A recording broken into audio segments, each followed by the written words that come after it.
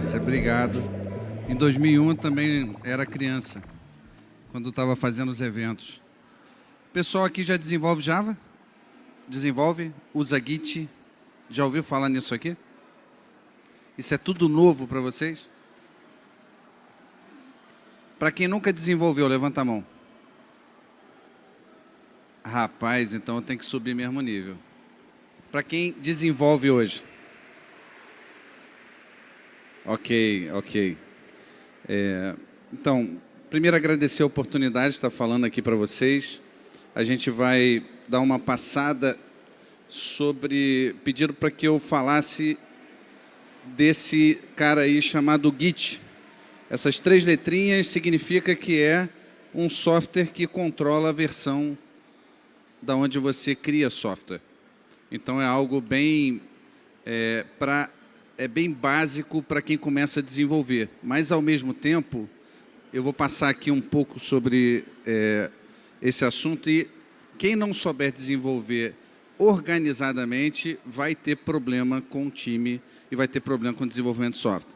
Eu vou dar aqui algumas dicas. É claro que a maioria que não desenvolveu ainda não vai ter hoje esse cair a ficha, mas eu quero te dizer que se você quer entrar no mercado de tecnologia, se você quer fazer qualquer software, se você acha que pode fazer alguma coisa para dispositivo móvel ou para a internet, você vai precisar aprender isso aqui.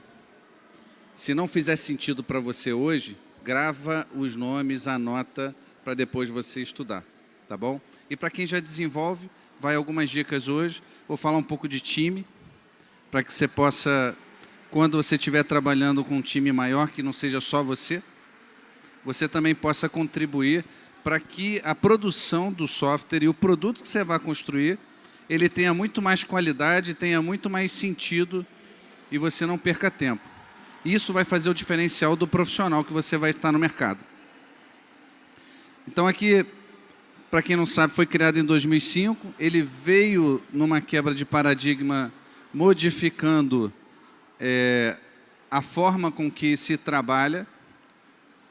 Bom dia, Amore. Então, se você for olhar para antigamente, então, para associar de forma mais fácil, alguém já usou o Google Docs? Se você não sabe, quando você utiliza o Google Docs, talvez você não tenha feito isso ainda, mas você altera um documento e aí você vai do lado, tem as versões. E aí, se você quiser, você pode voltar à versão de ontem, certo? E aí, se você botou uma imagem a mais, ou se você errou um texto, ou se você perdeu uma parte que você escreveu que estava melhor do que você escreveu agora, você pode recuperar. Ou no browser, ou quando você coloca na tua máquina instalado. Quando você instala na tua máquina, o que ele faz? Uma cópia. Né? Quando você faz uma cópia, naturalmente seria esse cara aqui que... O laser é qual? Esse aqui, ó. Esse cara aqui, que é como se você fizesse uma cópia. Essa era a versão antiga. E aí, cada vez que você faz no browser, ele gera uma cópia, e ele vai salvando, vai salvando.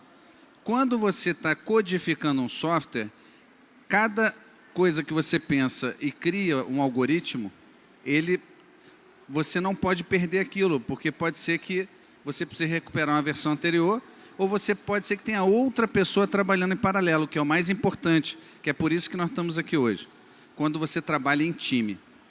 Eu não sei qual a metodologia que você usa no Senai ou no Senac, mas certamente, se você for fazer um trabalho em grupo e você precisar utilizar a ferramenta de software, você vai acabar tendo a necessidade de saber o que o outro está fazendo, e pode ser que, pior ainda, o outro substitua o trabalho que você fez. Às vezes você ficou uma noite toda trabalhando, vem alguém, faz alguma coisa, salva por cima do teu arquivo. Isso nunca aconteceu com vocês.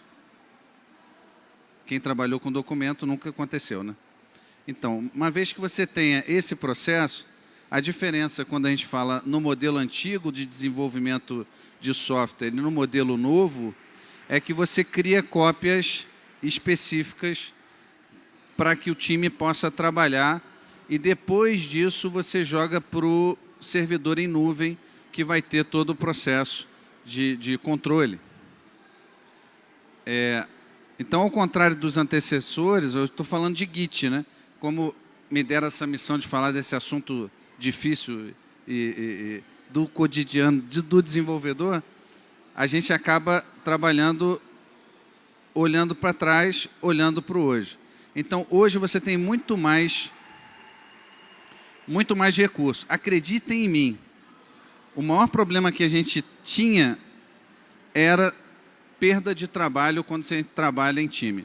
Um trabalha aqui um conteúdo, atualizou a parte de software, o outro vem, desenvolveu mais alguma coisa, joga por cima, perde-se o que trabalhou. Então, por isso que hoje nós temos muito mais comandos. Se você for olhar aqui, a quantidade de comandos que a gente tinha aqui e a quantidade de comandos que a gente tem aqui. Isso já traz um nível de maturidade muito maior. Então, para você que está começando hoje, ou que já está há muito tempo, porque tem gente que está há muito tempo na área de sistemas e ainda não começou a utilizar os modelos mais sofisticados de controle de versão. É importante, acredite em mim, que você entenda como funciona esse novo modelo para que você evite erros em equipe, para que você evite retrabalho, evite perda de tempo e evite um cara muito chato, que eu vou falar o nome aqui, chamado merge. Só quem desenvolve software vai entender. Só os padawans de software, né? Então, daqui a pouco vão ser vocês, espero eu. Passando, quando a gente fala, existe um cara, quando a gente fala do conceito Git, quando eu olho para o mercado, existe um cara muito famoso chamado GitHub na área de software. Esse cara GitHub, ele tem toda uma plataforma hospedada em nuvem que você acessa de qualquer lugar. Ele é líder mundial, então ele trabalha hoje, tem em torno de 56 milhões de usuários, mais de 60 milhões de projetos, utilizado em 72%, onde as empresas são as 50 maiores empresas do mundo. Então, para quem ainda não conseguiu começar a trabalhar, pesquisa. Para quem já começou e já trabalha com isso, é importante saber esses números e por que cresce tanto o GitHub. Então, o GitHub ele usa o modelo do Git, que foi criado lá em 2005, e colocou em nuvem esse modelo, e ele traz também todo um modelo de segurança, toda uma interface web para que você não precise instalar e poder visualizar o que os outros estão trabalhando. Ele é integrado com as ideias de desenvolvimento. Alguém aqui sabe o que é ideia de desenvolvimento? Para quem não sabe, é um ambiente que você pode colocar código, pode colocar inteligência, para que o teu celular possa responder os teus comandos, ou para que a máquina possa responder os teus comandos. Então, esse é o processo da IDE, Ambiente de Desenvolvimento. E tem um conceito aqui que é bem sofisticado, acho que algumas pessoas vão entender, que é a integração contínua, que a gente chama de IC. Então, quando a gente fala de Git, então, voltando, recapitulando, a gente está falando de eu não posso codificar e colocar num arquivo qualquer. Eu tenho que colocar dentro de um repositório. Para que serve o repositório? O repositório é onde você guarda os arquivos de código-fonte. Esses arquivos de código-fonte, o repositório a gente chamou de Git, o padrão, e eu estou falando agora que existe um cara que é o GitHub, que você pode usar na internet de graça. E ele tem um modelo pago também, para quem quer. Quando você fala que é de graça, quer dizer que tudo que você codificar, outras pessoas vão poder acessar. Mas para quem está começando, eu acho que é importante. E o que nos leva ao caminho da eficiência, né? Que é o motivo pelo qual estou aqui.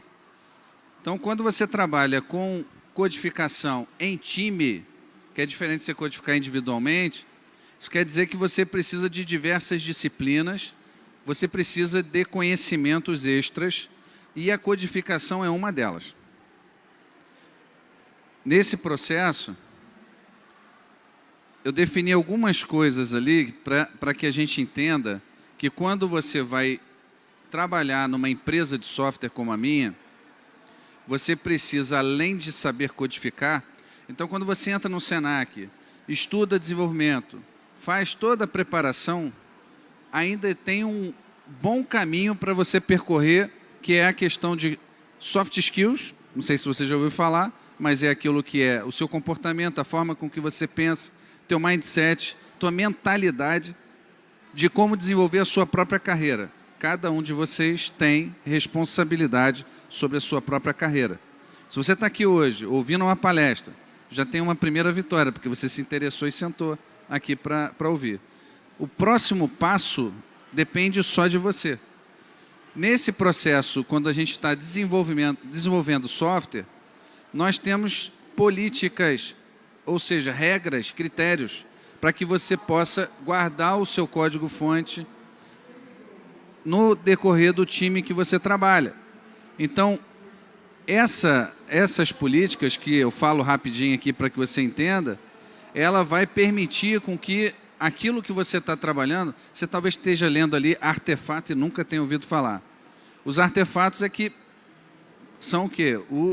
Os arquivos de código-fonte, são os documentos, tudo aquilo. Eu cheguei e estava tendo uma palestra sobre UX. Quem estava nessa palestra de UX?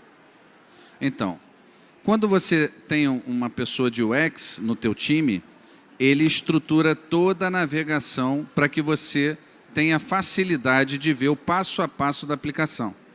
Quando você vê o passo a passo da aplicação, cada passo daquele você tem que registrar regras. E você tem que trabalhar em time. Uma vez que você faça isso, mais à frente eu vou mostrar, eu tenho UX, eu tenho desenvolvedor, eu tenho testador, a maioria aqui é de uma empresa de teste. Você tem o arquiteto, que é o cara mais gabaritado para fazer toda a estrutura. Então você tem diversos papéis para fazer um software, não é simplesmente colocar código. E aí nesse processo, eu vou falar aqui de uma série de termos que alguns que estão aqui vão aproveitar, mas aqueles que não aproveitar, por favor, anote, estuda, que você vai perceber que existe um mundo por trás da criação de software de forma otimizada, eficiente e profissional. Nesse processo, a gente tem um cara que a gente chama para ferramenta de apoio no desenvolvimento e de automação de políticas, chama SonarCube. Os repositórios e bibliotecas de terceiros, que são... Imagina que você está codificando teu software e aí você tem a necessidade de fazer um teste de inteligência artificial. Você tem que pegar a imagem da pessoa e verificar a qualidade da imagem. Essa possibilidade você usa a biblioteca de terceiro. Então, quando você desenvolve o quê? Quero fazer um sistema para o Senac Rio, do evento, a entrada, a saída, gerenciar vocês, mas eu quero ver a face. Coisas você vai codificar, mas tem outras coisas que você vai importar de outras empresas que desenvolveram. A gente tem dentro do desenvolvimento de software um cara que a gente chama de modelo ágil. E aí tem as cerimônias que a gente está desenvolvendo lá em Petrópolis, um hub de inovação, onde a gente vem tratando que é super importante para que as equipes estejam alinhadas às cerimônias. Então, o que são cerimônias? São momentos que você decide coisas, que você discute coisas, para que você não perca aquilo que você está fazendo, o teu trabalho do dia a dia. Então, avançando aqui, o processo do uso de ferramentas para as tarefas, a gente associa ao Git e a gente, cada vez que joga o código-fonte para o Git, a gente tem esse processo de gestão que a gente precisa. E aí eu vou falar rapidamente, isso aqui, o pipeline, outra palavra nova, para quem não sabe, para quem sabe e trabalha com integração contínua, nós definimos o passo a passo para que as aplicações leiam do código-fonte, compile o código-fonte, traduza para que possa abrir a tela e você poder usar. Então, esse processo não deve ser feito pelo desenvolvedor, ele deve ser feito de forma automatizada. Desculpem, eu apontei aqui sem querer. Mas vamos para o próximo aqui. Vou tentar colocar... isso aqui não é um jogo de bolinha, por favor. Mas aqui tem um gráfico para quem desenvolve. Vou tentar traduzir. Esse processo funciona o quê? nós temos as possibilidades de, na disciplina de gerência de configuração, de organizar os meus artefatos de código dentro do Git. E o Git te dá essa leitura onde cada cor tem a ver com o que você chamou de produto que você está criando. Então imagina que você criou um produto que ele tenha, cada vez que você bote para rodar o teste, você tem que fazer o hotfix, para quem não conhece também, quer dizer que você está corrigindo uma necessidade do teu software. E aí você teve um hotfix, aí você gerou a versão 02. E aí você tem desenvolvimentos paralelos, tá vendo? E aí você vai integrando esses desenvolvimentos nas releases até que chegue na versão que você quer implantar, que é 1.0. Existe uma série de segredos para que você seja um desenvolvedor eficiente quando você trata do Git. Para quem não liga muito para a organização, é simplesmente colocar código. E aí você às vezes é demitido, não sabe por quê numa empresa. Porque no fundo, a empresa quer saber se você segue a política, se você organiza e se você faz. Se você não segue uma política correta, eu vou mostrar aqui com um exemplo, que você pode perder tudo que você fez. Se você perde o que você fez, o teu trabalho de 8 horas que foi pago, você não vai devolver essas horas. Você concorda comigo? Se você está trabalhando para, sei lá, vender alguma coisa e alguém devolve, todo aquele teu trabalho de negociação de venda, parece que foi perdido, não foi? Da mesma forma é com software. Se a gente gasta um tempão desenvolvendo, codificando, criando regras, e a pessoa simplesmente joga aquele código fora, a gente perde o trabalho. E como é que a gente pode jogar o código fora? Aqui tem um segredo que, por mais que o básico não entenda, aqui até o sofisticado precisa aprender hoje em dia, que é o que a gente fala na nossa empresa. Demoramos muitos anos para que as pessoas fossem conscientizadas. Que é o quê? Todos os dias, isso aqui são dicas para quem desenvolve. Todos os dias, antes de começar a trabalhar, trazer todas as mudanças. Lembra daquele gráfico que eu tenho um servidor que é compartilhado com todo mundo, o código-fonte, que nem no Google? Todo dia eu tenho que dar um comando para trazer tudo que foi feito para a minha máquina. Porque se eu não fizer isso, cada dia que eu começo a trabalhar, se eu colocar um código e aquele código não compilar, quer dizer que eu perdi, eu estou perdendo todo o tempo que eu compilei, que eu trabalhei. Então, se eu trouxer, quanto mais rápido eu trouxer, eu vou adaptar pequenos códigos antes que aqueles códigos não funcionem. E aí tem isso aqui. Não permitir que o desenvolvedor trabalhe muito tempo sem efetuar o pull request. Outra palavra difícil. Então, o que é isso? Efetuar. Você trabalhou hoje, termina um código bom, joga para o repositório para o outro ver. Porque se você joga para o repositório, o outro tem a oportunidade de trazer. Se você não define as datas certas e os horários certos, o time todo vai sofrer, porque, porra, você colocou um código aqui que atrapalhou. Aí vai ficar brigando um com o outro. No final, todo mundo perde tempo, a empresa perde dinheiro e o produto não vai para o mercado. Então, isso aqui é uma disciplina importante para que as empresas possam ser mais eficientes, para que os times possam ser mais eficientes e para que você saiba trabalhar em equipe. Desse processo, não permitir um commit direto. Quando eu falo esse cara azul aqui, a hora que esse cara codifica, antes de jogar para o azul, eu tenho que ter regras e eu tenho que ter um processo de regras para que ele entre. Então, vamos supor que alguém que está aqui na frente criou um código.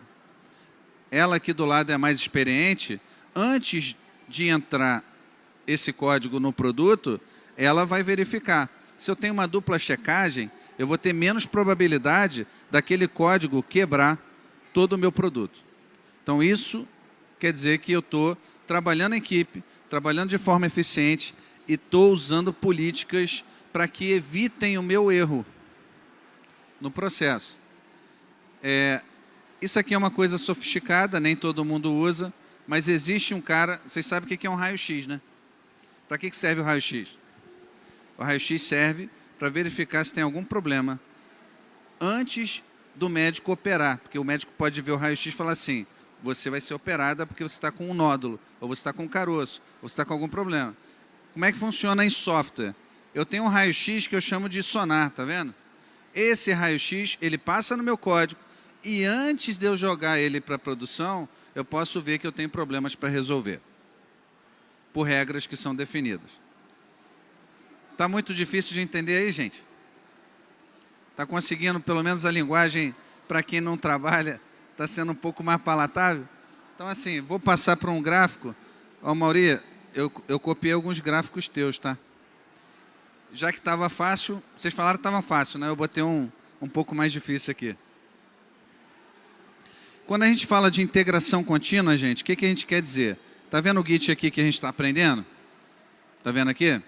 O Git, ele quer dizer o seguinte, eu gero código, então qualquer um aqui da frente pode gerar código, aí o cara que é o orquestrador, ele pega o código-fonte, ele testa, ele compila, ele executa os testes, faz teste integrado, faz teste de aceitação, valida o código, roda o sonar, tá vendo o sonar aqui? E aí ele faz o build, se der tudo certo, ele termina a aplicação e bota no servidor. Se der errado, ele falha e avisa. O que isso aqui significa? Significa que se eu lá do início codifiquei certo, botei um time para trabalhar, criei as políticas, eu posso colocar um orquestrador que vai fazer isso automaticamente para colocar para o usuário testar. A menina que falou de User Experience aqui, UX, ela falou muito do usuário, não falou? Então, preste atenção, se ela for arquiteta, nós somos os engenheiros. Então, quer dizer o seguinte, ela valida com o usuário, entrega para a gente codifica, e a gente agora, nós somos muito profissionais. Então, quer dizer que nós vamos fazer de forma eficiente. Depois de eu codificar, eu vou automaticamente colocar para o meu usuário testar. Isso aqui é a automação do processo de publicação para o meu usuário testar aquilo que eu estou e validar aquilo que eu estou fazendo. Então, esse é o processo. Eu acho que eu não vou passar por esse conceito, vai ficar complexo para a palestra de hoje, mas anotem aí. A parte técnica, a gente resolve com integração contínua e DevOps. A parte de gerência de projeto para associar as atividades ao que eu estou codificando, chama-se ALM, Application Lifecycle Management, ou seja, refere-se à capacidade de integrar, coordenar, controlar diversas fases do desenvolvimento de software até a entrega. Então, quer dizer o seguinte, o cara começou a trabalhar, eu tenho uma tarefa para ele, ele vai lançar a hora. Ele terminou de entregar, eu sei quantas horas ele trabalhou e todo o time, sei quanto custa tanto o projeto, quanto custa cada atividade que cada um está trabalhando. É isso que significa ter um ALM dentro de um time. É uma ferramenta de apoio para gerenciar todo o ciclo de vida. E ele se integra ao Git. Por que ele está aqui? Porque o ALM, esses daqui são os fornecedores no mercado. Deixa eu voltar. Esses daqui são os fornecedores de mercado. E eles todos se integram ao Git. Então, essa é a importância da gente ter o ALM.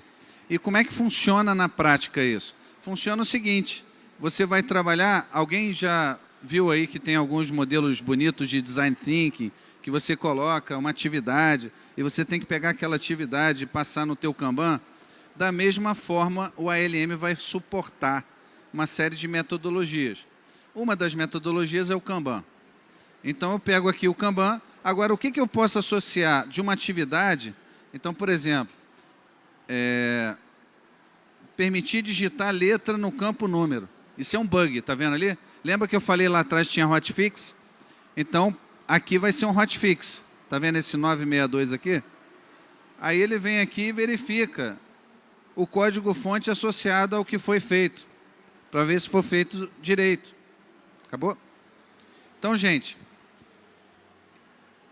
O que eu tentei trazer até esse processo, acabou 100%, é você ter a possibilidade, desde o seu código-fonte até a entrega, você passar todo o processo de desenvolvimento suportado por metodologia, ferramenta. O time tem que saber trabalhar, então tem políticas. Vou fazer aqui a recapitulação. Volta aqui. Então, recapitulando, o que a gente tem na recapitulação? A gente falou aqui do Git, um breve histórico. Então, nasceu em 2005, veio para melhorar o processo de código-fonte. Tem o GitHub que atende o mercado, você pode usar a hora que você quiser. Tem as políticas para que você não se perca na hora que trabalhar em time. Você precisa ter essas regras e critérios. Você pode, numa primeira etapa, usar a integração contínua para automatizar seu processo de publicação, que é uma etapa, a primeira etapa do DevOps, e você pode ter um ALM para te ajudar a organizar as suas tarefas do dia a dia associadas ao código que você está trabalhando. Então, isso é ferramenta, política, método, é igual a processo. Então, o processo vai tornar mais eficiente o time à medida que eu botar todas as minhas metodologias, todas as minhas ferramentas, tudo suportado por ferramenta. Fechou? Posso botar o último slide? Então, vou passar aqui esse processo aqui e eu vou deixar essa ferramenta para vocês aqui, ó. Quem começar a trabalhar, já que a gente fala muito de IA hoje em dia, eu botei só uma frase dizendo aquela frase ali, ó. Venda de desenvolvimento utilizando o GitHub no mercado financeiro. Você vai baixar, você vai ver que ele montou um site todinho. Você vai olhar aqui, ele tem um site, não tem? Sabe quanto tempo eu demorei para fazer esse site? Chuta aí. 2 minutos. Eu só digitei e fiquei esperando processar.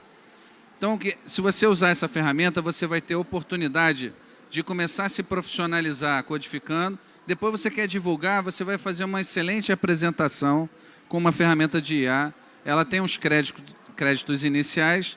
Depois, se você quiser, você paga. E aí você montou seu site de forma muito simples. E eu fecho aí com a apresentação da NEC.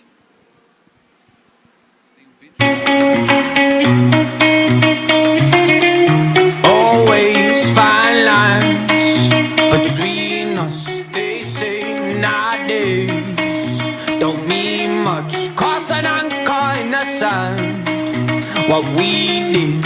But my ship says sail, and I'm here to tell that I don't mean like the others, and I keep searching, and I can't seem to find what I wanted. It's changing all the time, and if you notice a different side of mine, then I found what I've been looking for. Found what I've been looking for. I keep searching, and I can't seem to find what I wanted.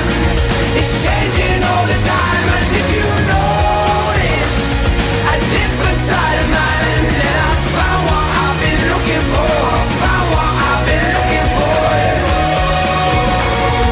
Found what I've been looking for.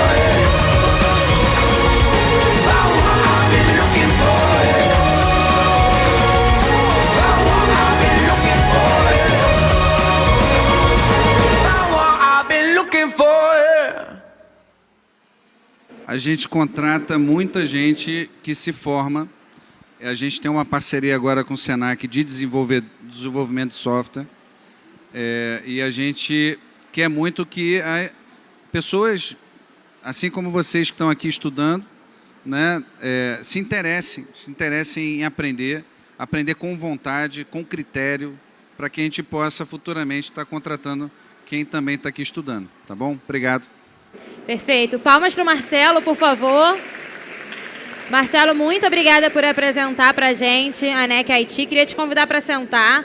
A gente vai ter espaço para uma perguntinha, mas o Marcelo vai ficar à disposição no nosso lounge Papo Reto, que fica atrás aqui da nossa arena. Esse evento é um evento de networking, então não dá mole. Se você se interessou, se você quer saber mais, já procura a pessoa lá no lounge Papo Reto para você conseguir aí, de repente, garimpar uma oportunidade, saber mais informações. E aí a gente tem a nossa equipe da Pincel Atômica, o Thiago e o Dude, que estão ali atrás, ó, dando um tchauzinho, fazendo a facilitação gráfica de toda essa informação pra gente. A facilitação gráfica vai entrar aqui no telão e aí a gente consegue ver através do desenho um pouco melhor, né, do que foi conversado. Então a gente está falando ali que a performance em time é bem mais que apenas codificar bem. É mais do que isso, exige mais ações. Você acha que combina aí com o que você falou? Eu tô querendo isso aí para mim, para eu poder usar lá. Vocês Obrigado. acham que combina com o que vocês ouviram? Acha que faz sentido? Que tem aí alguma ligação? Então o nosso microfone já está à disposição. Quem quiser fazer uma pergunta é só levantar a mão que o microfone vai até você. Nosso espaço aí só vai ter uma pergunta, então quem levantar a mão primeiro vai ganhar. Alguém gostaria de fazer alguma pergunta para o Marcelo? Aproveita que a hora é agora, a galera da transmissão ao vivo vai poder acompanhar a pergunta também. Temos ali uma pergunta, o microfone está chegando. Eles são tímidos, né, Marcelo? Então, vou fazer uma pergunta por eles. Marcelo, você falou muito sobre uma série de conceitos aqui de programação e provavelmente deve gerar muita curiosidade para quem ainda não é da área de tecnologia. E aí eu queria saber se você tem alguma dica ou sugestão, principalmente para esse público que é jovem, que quer trabalhar na área de tecnologia, por onde começar a aprender, a estudar, para conseguir desenvolver essas habilidades que são tão necessárias diante desse cenário que você apresentou para a gente. Obrigado, José. O pessoal precisa... o Senac tem vários cursos, né, de desenvolvimento de software. A gente começou lá na região serrana com desenvolvimento porque a parte de infraestrutura, de security, tem menos vagas. Então, hoje, se você começar algoritmo, Java, React, você já vai estar muito bem. Mas, principalmente, curiosidade. Se você tiver curiosidade, você vai aprender rápido.